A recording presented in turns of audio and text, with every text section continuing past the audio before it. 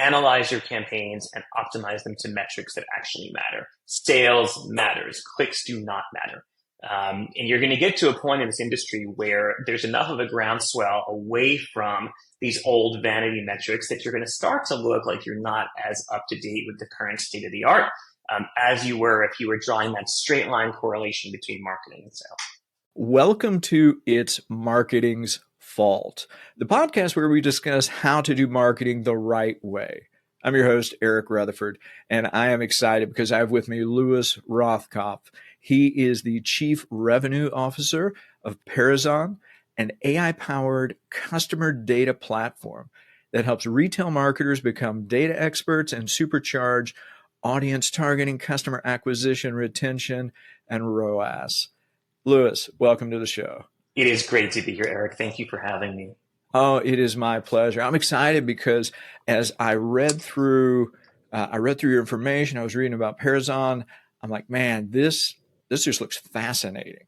And so the opportunity to just dig in and ask some questions and just listen, I'm pumped. I know the audience will be as well. That's great. Well, let's kind of start off with, what is Pairzon? Yeah, great question. So if you think back to the past 20 plus years of digital advertising, ad tech, martech, one really important problem has yet to be solved. And that is understanding the impact of your online efforts, whether they're display or video or SMS or email, on your in-store, offline, real-world sales. Very difficult. Typically, some degrees of probabilistic matching are used. In some cases, they'll measure footfall at a certain GPS location. The problem with those techniques is that they're not deterministic and precise. So let's say I'm running a campaign and I want to see how many people come to the store. You could easily do that with geo-tracking. However, what if the store is in a mall? Or what if it's at the other end of the strip mall? And what did they do when they got into the store? Did they buy the products? How much did they buy? Did they a loyalty program member, et cetera? So it's much more precise and much more dynamic a view into what's happening from my online advertising and when it goes out into the minds of consumers online and offline. This is all backed and powered by artificial intelligence, which serves to predict for our customers which of their consumers are most likely to convert offline. Wow. So the AI helps predict what which consumers are most likely to buy offline. So that sounds, so is that like on a percentage basis? Does that get, how granular does that get? It gets down to the anonymized individual consumer level. So if I were to segment out my entire customer data file, I would see that at the very top, there are those customers who are champions. You can't lose them. You really want them to stick around. And then it sort of trickles down a bit all the way down to the bottom of folks who maybe haven't been there in a year, maybe only spend a few dollars when they go there. And you're able to uniquely target or anti-target any of those segments or any of those positions in your customer database. What that allows you to do is to reach consumers individually, again, anonymized, but to reach consumers individually and to put them into buckets that are based upon their behaviors in the past. The best part about this, I think, is that it all uses first-party data. So there's no third-party data that you have to buy. There's no cookies, third-party cookies issue. This is 100% the marketer's first-party data. And so you're not having to do any probabilistic magic. You are deterministically understanding which of these customers bought something in the store after they saw something online. You can also do it with bought something online too, but that's less of a problem. No, that's brilliant. Being able to keep it first-party data, you're not having to cross data boundaries, so to speak. That's right. It's all in-house, and I like how it's anonymized. So it's you've got privacy protections, you've got other things, so it just makes it safe. At the same time, it gives you that granularity, which so often we just don't have. Right. It eliminates some of the guesswork.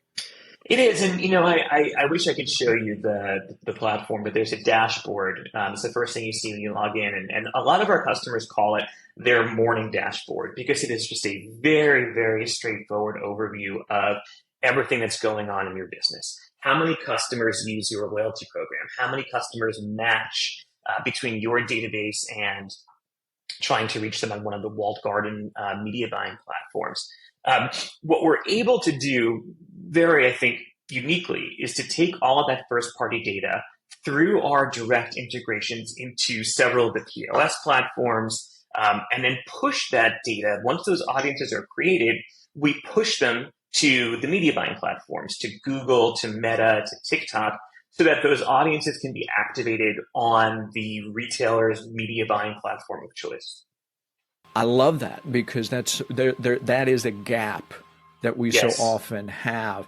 So what makes Pairzon better or different than other like omni-channel marketing platforms? Like it could be HubSpot, could be ActiveCampaign, just any of those. What makes it that better, different position? It's that, yeah, of course. It's that AI-driven prediction.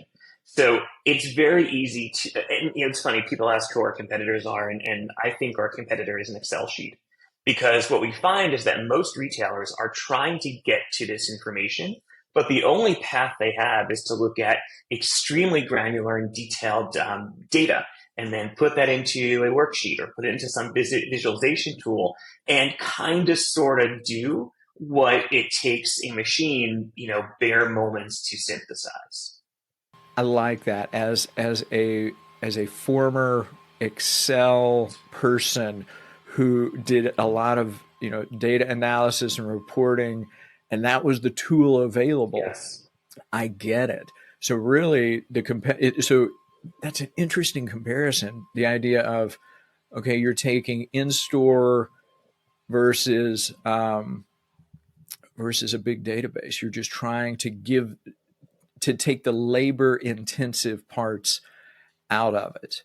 It's a really great point. It sort of erases the tedium of trying to do this manually. And what we typically see is when you try to do it manually, you have a big team of data analysts, you have people who are Excel experts, you have people who are CDP experts, and they're having to spend their time to come up with these correlations and these recommendations and generate these audiences.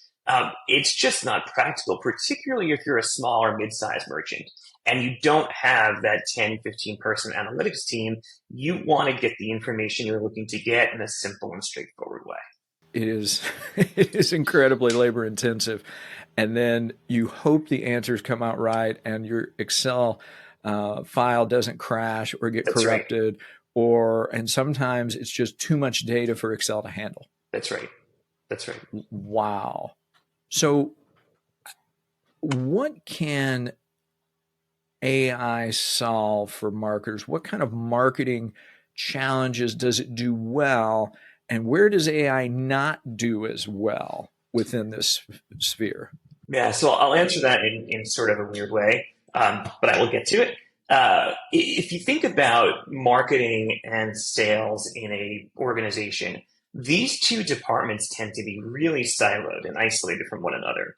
And that's why you have marketers optimizing their media to things that, quite frankly, don't matter, like click-through rate and cost per completed view and so forth. These are things that have really no impact on whether a consumer is actually going to buy the product or service that's being that's being advertised. And so when you get this bridge together between the departments of the business, typically sales, marketing, and technology, you're able to say, look, let's work off of a common set of numbers. Let's use the same data between sales, marketing, and technology so that we really can get a better view on what's happening. You can use natural intelligence, again, and a team of lots of people to try to pick out these insights, but you won't do it nearly as quickly. And any human, even the smartest analyst, will miss correlations and will miss predictions that machine learning algorithms are able to generate.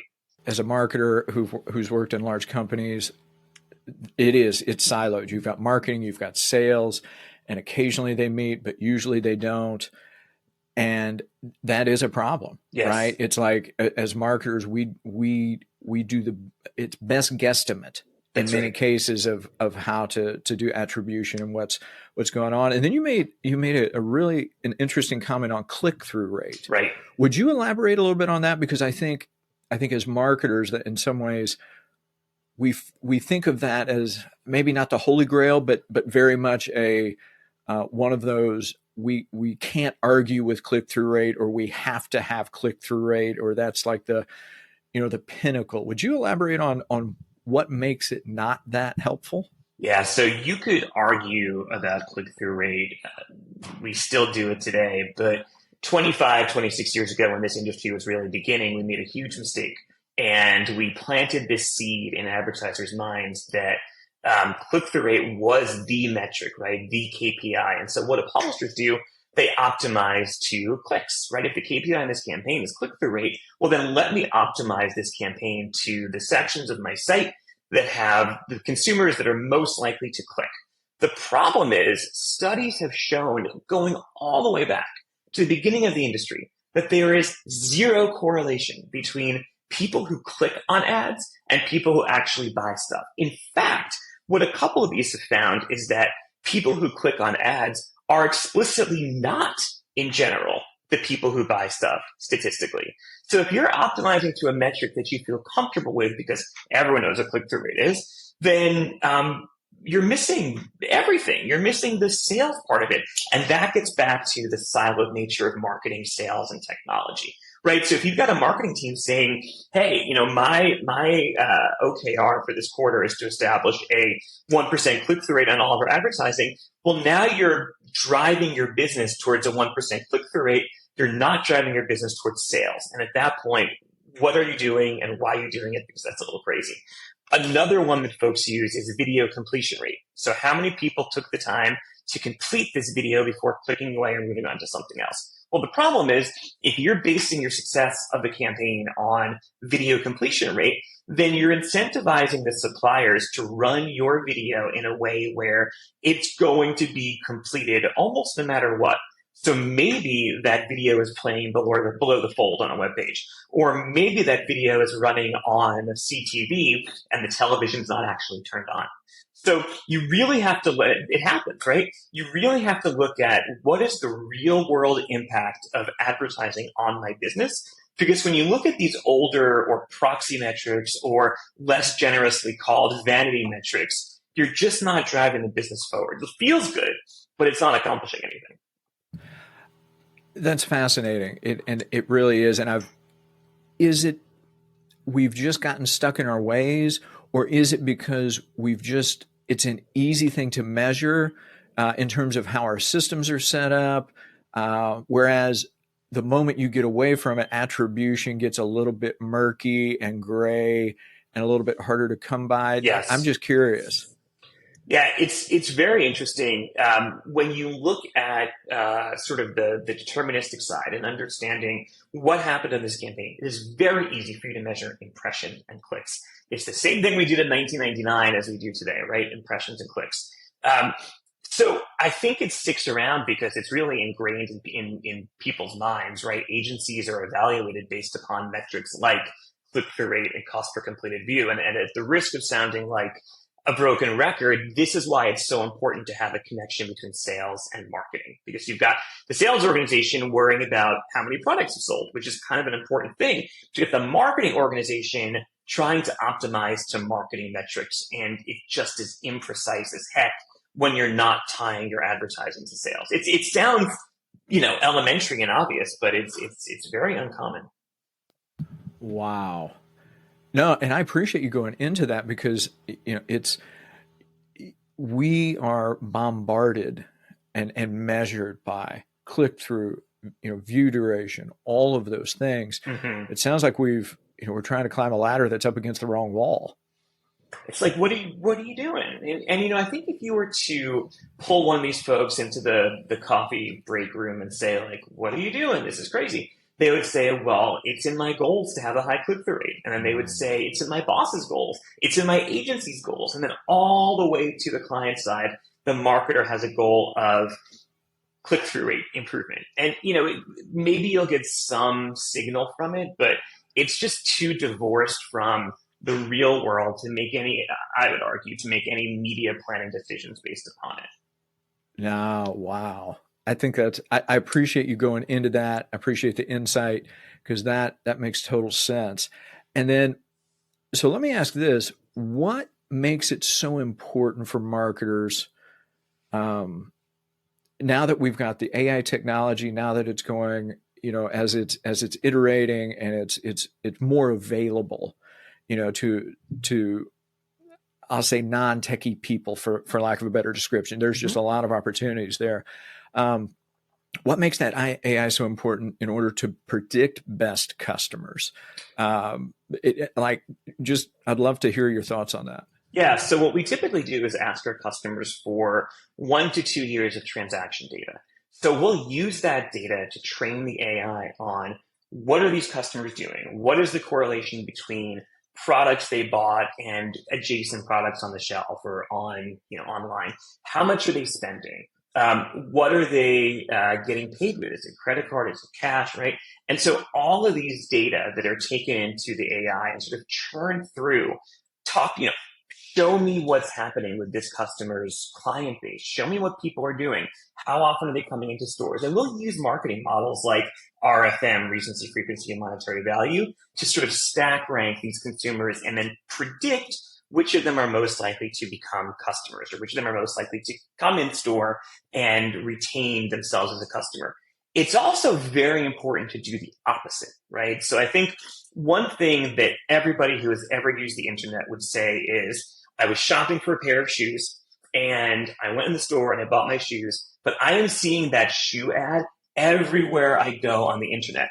It's crazy. It annoys consumers, but perhaps more importantly, or as importantly, you're wasting money.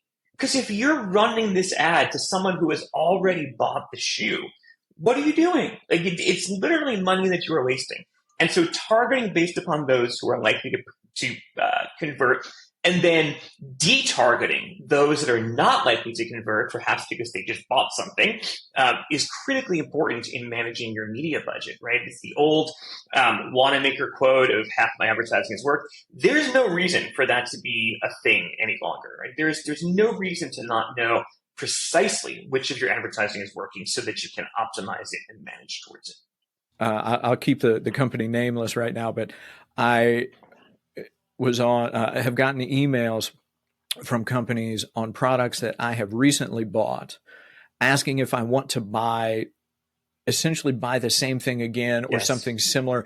But it was a one-time purchase, right? It's not like what I was buying is not like something I'm going to buy once a year. Right. Like it might be like once every 15 years or because I had an emergency and I'm always baffled by those. I'm like, that seems like a really bad connection point. And it feels like it's very much the same way with when you're thinking about ad spend. It's like, it's one thing if it's a reusable, disposable type of item, but like if it's a car, if it's like kitchen cabinets, if it's like, any of those type of things where it's a very infrequent buy, it's like, man, it's a waste. it is literally a waste, unless to your point, you're talking about something that has an insanely fast refresh rate, right? Like a thing of razors or a thing of milk or orange juice or what have you. But if you're buying a mattress, you're probably not going to buy a mattress again for another 10 to 15 years. So for the love of God, let's stop advertising a mattress to this guy who just bought a mattress. The problem is if you don't close that loop, right? If you don't connect your online advertising to your offline in-store sales, you'll never know that, right? You'll never know that guy bought a mattress, so we should stop advertising to him. And you're also getting sort of bad signal in your in your analysis of, well, this mattress campaign isn't working because we're showing it to people who are mattress intenders, and I'm only seeing a 0.01% click-through rate. Why is it? Because you're showing it to the wrong people. Either you're showing it to the people who have no, means and wherewithal to buy a new mattress, or you're showing it to people who have, either from you or your competitor. And as you said, that is just literally money that you're pouring down the drain.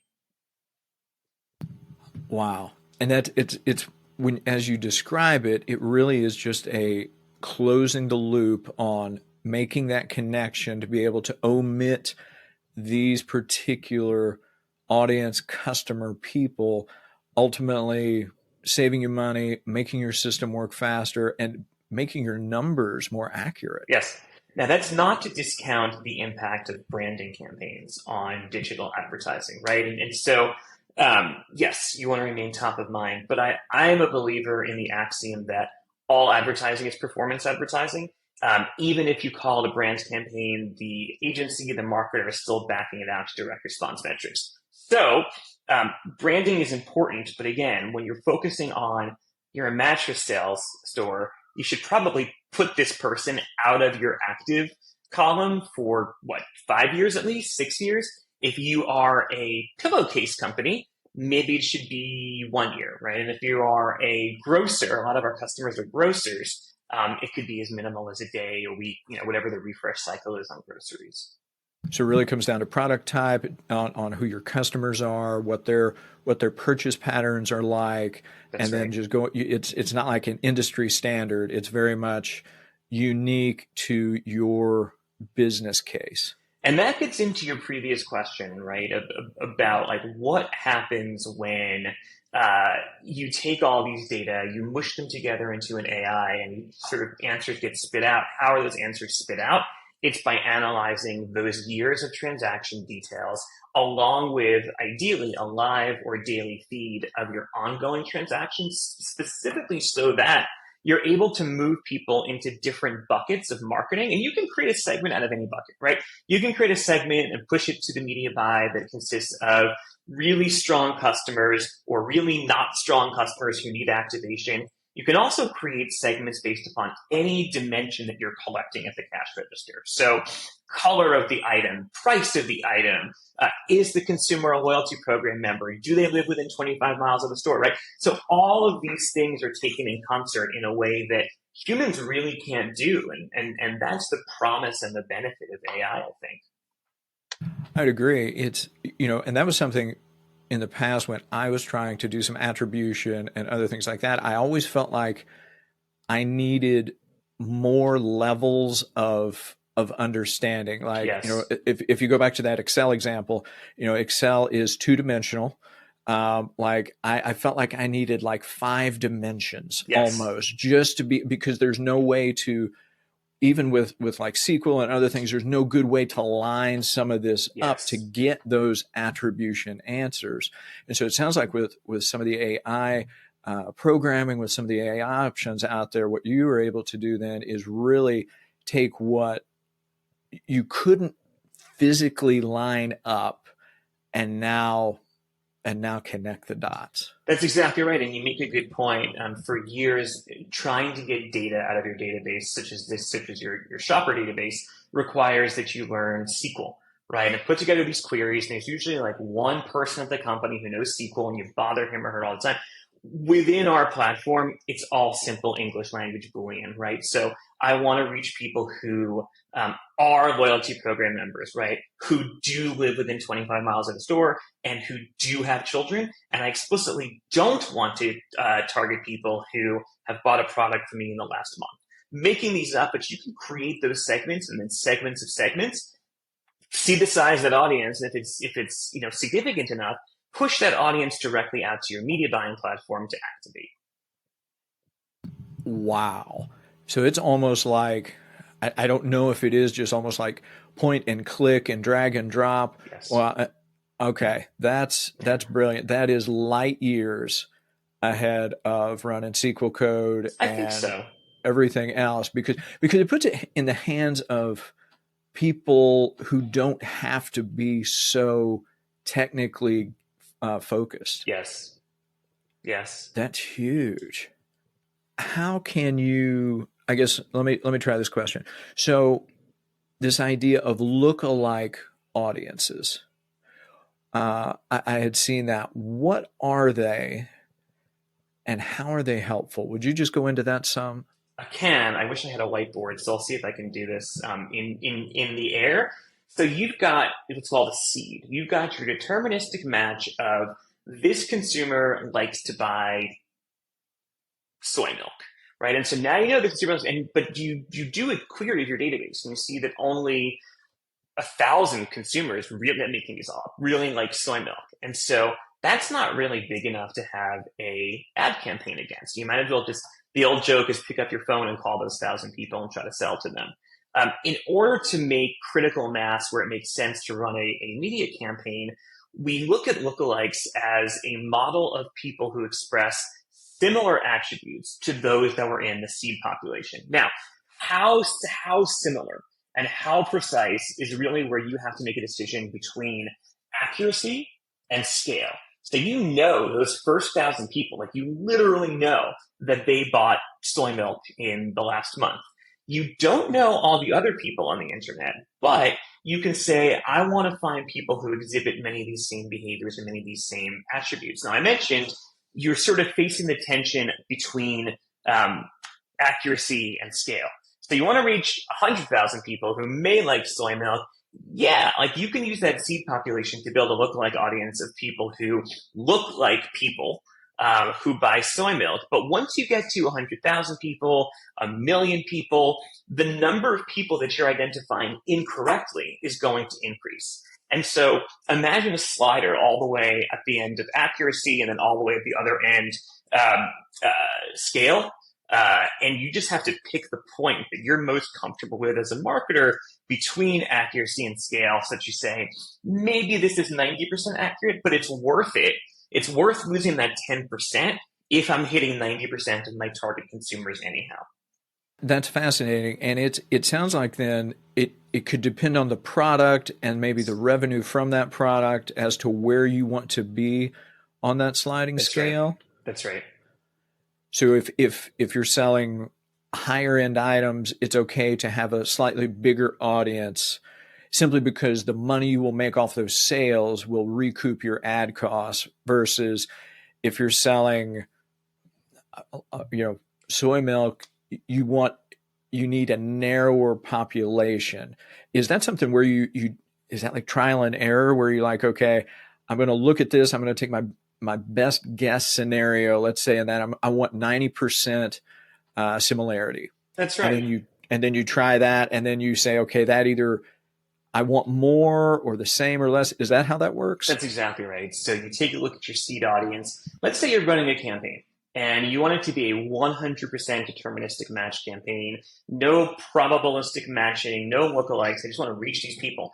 And because I want to reach these people, I'm going to run a campaign to them. And because the product, exactly to your point, maybe it doesn't cost that much, maybe it has a very high refresh, let's take a chance and reach people. Now, if you see a campaign is not delivering at all, right? If you just cannot reach the users you're trying to, well, then your campaign is going to underdeliver unless you open up the targeting a little bit to include lookalikes. Now, that gets you into a situation where you may not have 100% accuracy, but just as you said, maybe 90% is good enough. Now, this won't work in niche categories. So let's say you are a business jet company advertising your jets. And let's say there's a finite population of 10,000 people in the US. You know this from research and from your experience, 10,000 people in the US who have the means to buy a business jet. In that case, you probably would not want to do lookalikes because I don't look like somebody who could buy a business jet. My behaviors are not similar. I look like somebody who buys soy milk, but because I'm not in the market, I'm not capable of being in the market for a business jet, that slider should probably be all the way down to precision, right? Deterministic seed population. Now, if you want to experiment and kind of move that up to the 10% lookalikes, 15%, you can probably find that sweet spot between scale and accuracy. Nobody expects you to reach 100% of your audience 100% of the time, and there's going to be some waste. But the more you sort of fine tune it and the more you recognize, just as you said, your product that you're selling, your business model, your value proposition, depending upon what that is, you'll more or less want to use lookalikes to have a big enough boost scale. No, and I love that, the business jet example too, because that's like there are many businesses who there are just a fixed amount of potential customers. Yes. And you can't wish more into existence, even if you had like a magic lamp. It just doesn't work. There's only so many. And so trying to go beyond that usually isn't helpful. Yeah. You can do it, and the media properties will be happy to run it for you, but you're just not going to get your money's worth on those whom don't have the wherewithal to buy a business jet. So what about things like, I'll call it, for lack of a better term, bundling of products? You think of your basket, what goes in the basket, your average basket, things of that nature. Does that also play into how this works in terms of trying to look at purchasing decisions and being able to do that targeting of marketing and ads? Or or does that totally skew the models? Nope, you're 100% correct. So probably one of my top favorite features in our platform is a visual explanation of the relationship between products that you sell. So I'm going to see t-shirt, and then I'm probably going to see a line from that t-shirt to underwear. Okay, that's pretty intuitive, and maybe you have your t-shirts next to your underwear.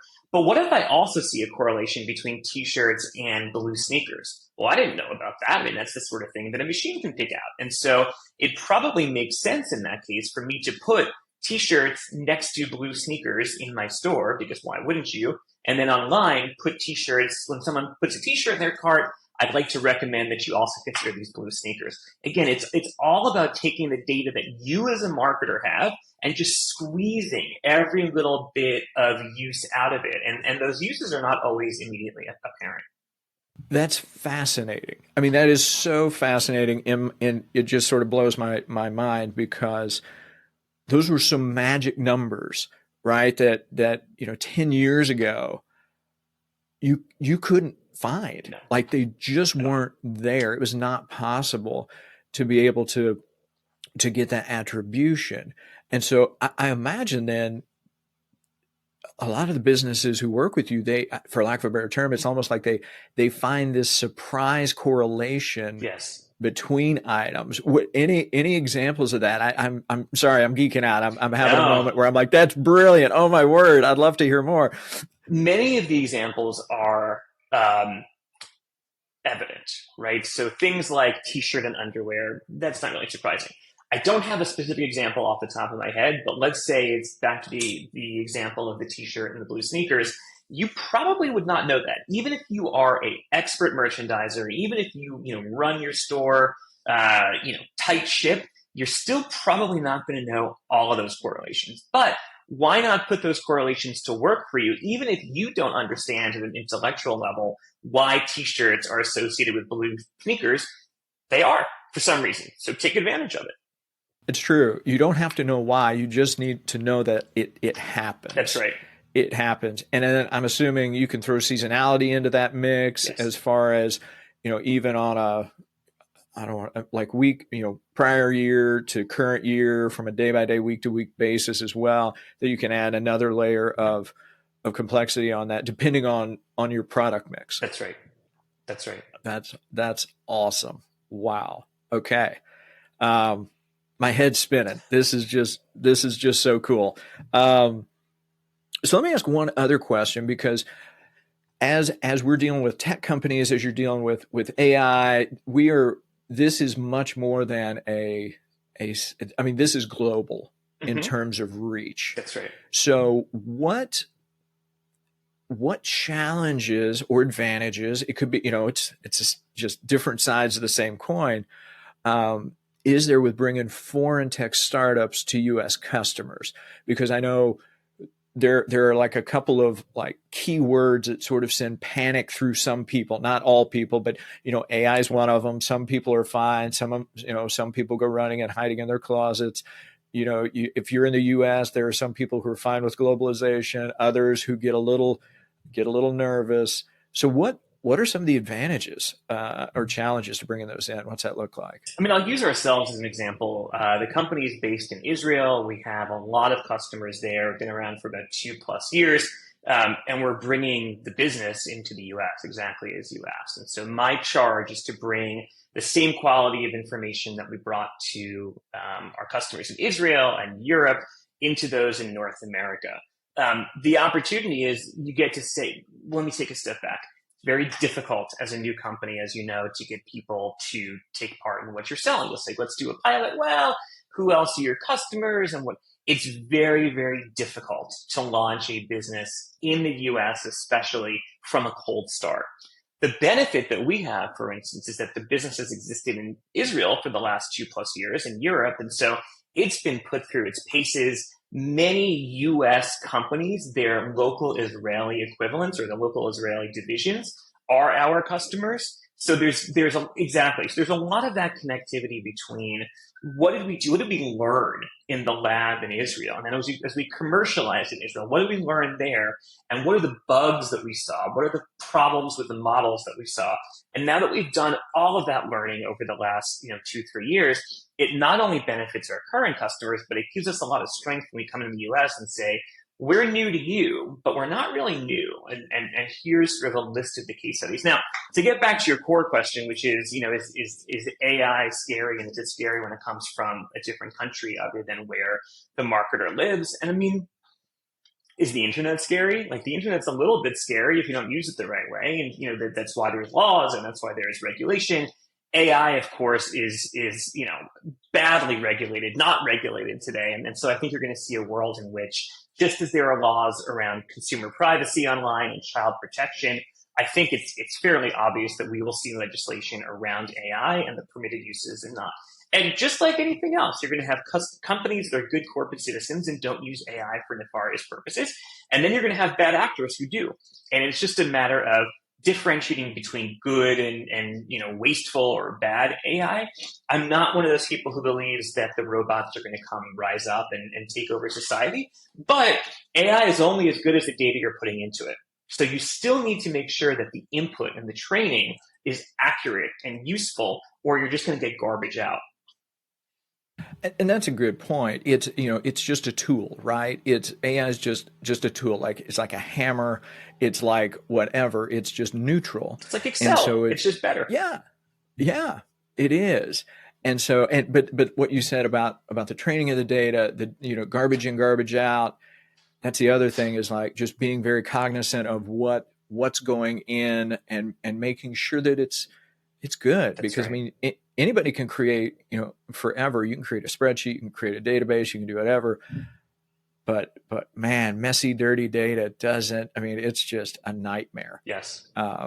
So I that makes total sense. But I like too how you described Pairzon's been in business for a couple of years in Israel. You've got a footprint in Europe. So you're not trying to just get new customers. Correct. You've got that social proof. You've got the references to show, hey, these people who are very similar to what your company is, they're having great success.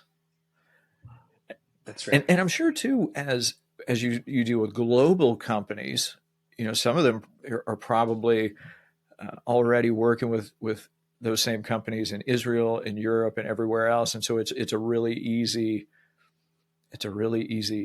sell, so to speak, of getting them to adopt. Something worth mentioning along those lines is we are predominantly a cloud-based company. Your data is segregated from other customers' data, but it takes place in the cloud. For some of our customers who might be financial institutions or might have very, very stringent requirements about use of data, we can also install the platform on site. So we have an on-premise model, same capability, same pricing, same everything. It just lives, in your server versus somewhere on the web or in the cloud. Wow, that's significant, because especially with depending on the data that you're trying to understand, eliminating the transmission to the cloud definitely can add that privacy security functionality. It sounds like just at the same price, that's like, wow, okay. That is the idea. That's huge, because sometimes on-prem can be more expensive, more of a headache. It's just more work usually. Yeah.